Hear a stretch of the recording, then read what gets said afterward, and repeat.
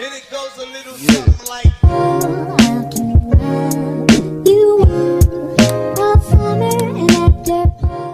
Assalamualaikum warahmatullahi wabarakatuh.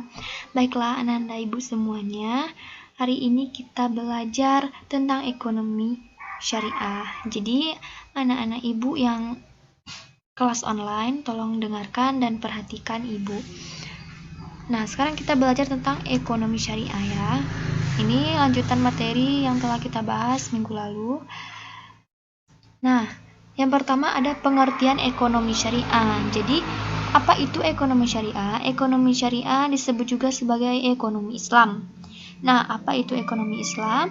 Ekonomi Islam adalah ilmu pengetahuan sosial yang mempelajari masalah-masalah ekonomi rakyat yang diilhami nilai-nilai Islam. Jadi, ekonomi syariah atau ekonomi Islam itu ekonomi yang memiliki sistem, menurut syariah Islam ya, memiliki sistem yang menurut syariah Islam. Nah, ekonomi syariah adalah ilmu pengetahuan yang berupaya memandang, meninjau, meneliti, dan akhirnya menyelesaikan permasalahan ekonomi dengan cara Islami. Jadi, ekonomi syariah itu ekonomi yang menyelesaikan permasalahan dengan cara Islami ya, menurut syariah dan ajaran-ajaran Islam. Tujuan ekonomi syariah. Jadi, tujuan ekonomi Islam atau ekonomi syariah itu adalah falah. Apa itu falah? Falah yaitu kesuksesan yang hakiki berupa tercapainya kebahagiaan dalam segi material dan spiritual serta tercapainya kesejahteraan di dunia dan akhirat. Nah, ini apa maksudnya? Jadi, tujuan dari ekonomi Islam itu falah, untuk mencapai kesejahteraan. Kesejahteraan ini maksudnya kesejahteraan bersama. Kesejahteraan bersama. Jadi berupa mencapai kebahagiaan ya, kebahagiaan dan kesejahteraan bersama. Jadi di sini maksudnya tidak merugikan pihak manapun.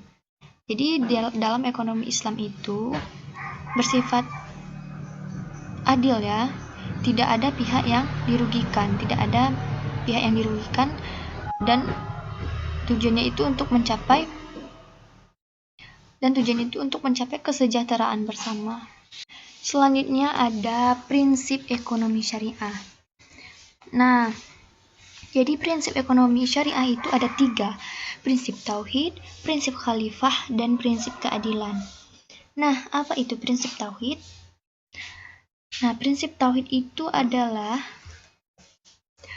pondasi keimanan Islam. Ini bermakna bahwa segala yang di alam semesta ini dibentuk dan diciptakan dengan sengaja oleh Allah Subhanahu wa taala sehingga semua memiliki tujuan.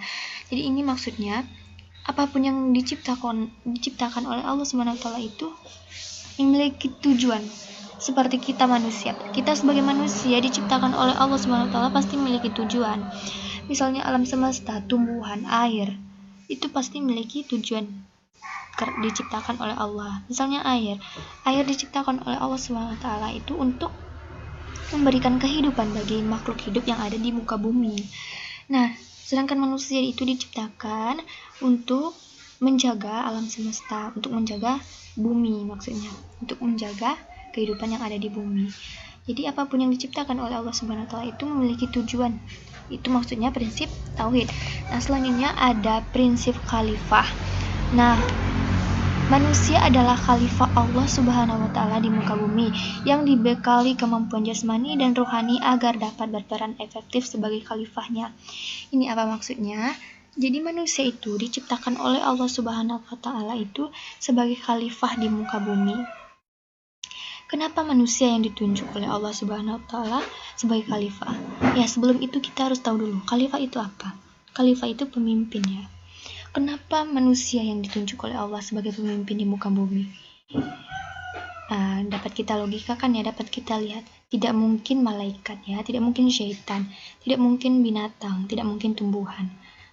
Karena satu-satunya makhluk yang diciptakan sempurna oleh Allah Subhanahu wa taala itu adalah manusia.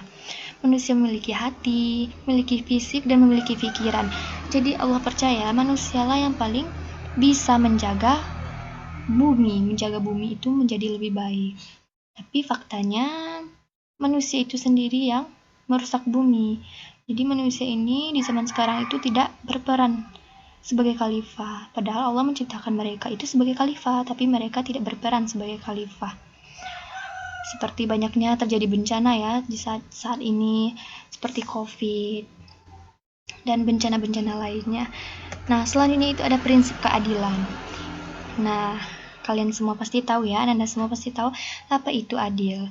Adil itu adalah menempatkan sesuatu pada tempatnya. Nah, jadi keadilan adalah salah satu misi utama ajaran Islam. Nah, betul. Jadi dalam Islam itu, keadilan itu nomor satu ya. Adalah misi utama, nomor satu keadilan itu. Karena Allah Subhanahu wa Ta'ala itu selalu bersikap adil. Dan Nabi Muhammad, beliau juga selalu bersikap adil, dan kita juga sebagai manusia biasa, kita juga harus senantiasa dan berusaha untuk selalu bersikap adil. Nah, yang terakhir itu ada karakteristik ekonomi syariah. Nah, jadi karakteristik ekonomi syariah ini yang pertama ada harta adalah milik Allah Subhanahu wa Ta'ala dan manusia adalah khalifah terhadap harta tersebut. Nah, ini sudah Ibu jelaskan di awal tadi ya. Jadi harta adalah milik Allah Subhanahu wa Ta'ala. Tadi berdasarkan prinsipnya tadi sudah dijelaskan ya. Kalau apapun yang ada di muka bumi ini itu milik Allah Subhanahu wa Ta'ala. Dia memiliki tujuan diciptakan setiap, dan Allah memiliki tujuan di setiap apa yang Ia ciptakan. Nah, jadi harta adalah milik Allah Subhanahu wa Ta'ala. Ini misalnya kita memiliki harta seperti di tubuh kita ya, kita memiliki mata, hidung, telinga, mulut. Itu milik siapa? Itu bukan milik kita. Semuanya itu adalah titipan. Harta yang kita miliki di rumah, harta yang kita miliki itu semuanya hanyalah titipan, dan itu semua hanya milik Allah Subhanahu wa Ta'ala. Tidak ada yang milik kita. Apa-apa saja yang kita anggap itu milik kita itu sama sekali tidak milik kita. Itu milik Allah Subhanahu wa Ta'ala. Dan kita manusia adalah khalifah terhadap harta tersebut. Maksudnya itu kita khalifah, kita yang menjaga, kita yang mengatur dan menjaga apa yang kita miliki. Seperti kita miliki mata, hidung, telinga, tangan, kaki. Nah, kita harus menjaga mata, menjaga hidung, telinga, mulut, dan perbuatan kita ya. Nah, itu maksudnya khalifah. Dan juga harta-harta lainnya, kita juga harus menjaga harta-harta kita terhindar dari perbuatan haram. Nah, jadi selanjutnya ada keseimbangan antara kerohanian dan kebutuhan dan keadaan dan kebendaan. Ada juga keseimbangan antara kepentingan individu dengan kepentingan umum. Itu dapat kalian baca ya di buku paketnya, kalian pahami. Karena ini kalian dapat pahami dan kalian baca. Selanjutnya ada kebebasan individu dijamin dalam Islam. Nah, yang selanjutnya ada negara diberi kewenangan untuk ikut campur dalam perekonomian. Selanjutnya adanya bimbingan konsumsi, adanya petunjuk investasi, adanya zakat, dan pelarangan terhadap riba. Nah, ini sudah Ibu tekankan tadi ya, sudah Ibu jelaskan. Dalam Islam itu, dalam ekonomi Islam, dalam ekonomi syariah itu tidak ada riba. Jadi, itulah perbedaannya.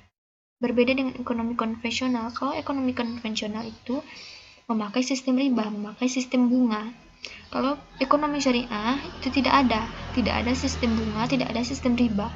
Karena itu diharamkan ya. Karena menurut ajaran Islam, menurut syariah Islam itu bunga atau riba itu haram. Jadi tidak ada memakai sistem riba.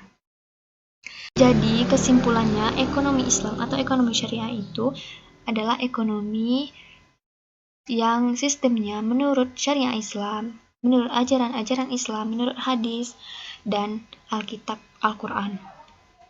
Nah, jadi ekonomi syariah ini berbeda dengan ekonomi konvensional. Ekonomi konvensional yang biasanya selalu berhubungan dengan riba dan bunga, sedangkan ekonomi konvensional itu tidak menggunakan riba, tidak menggunakan bunga. Dan ekonomi syariah ini bertujuan untuk kesejahteraan bersama, kesejahteraan masyarakat, dan tidak merugikan pihak manapun. Karena berprinsip itu bersifat keadilan, menjunjung tinggi keadilan, khalifah dan tauhid tadi ya. Nah, jadi itulah ekonomi Islam atau ekonomi syariah. Sekarang anak ibu bisa dapat memahaminya ya, dapat memahami apa itu ekonomi syariah atau ekonomi Islam. Kalau masih kurang paham, anak ibu bisa baca buku paketnya atau bertanya langsung ke ibu via WA atau temui langsung ibu di ruang guru. Ibu akhiri, terima kasih. Wassalamualaikum warahmatullahi wabarakatuh.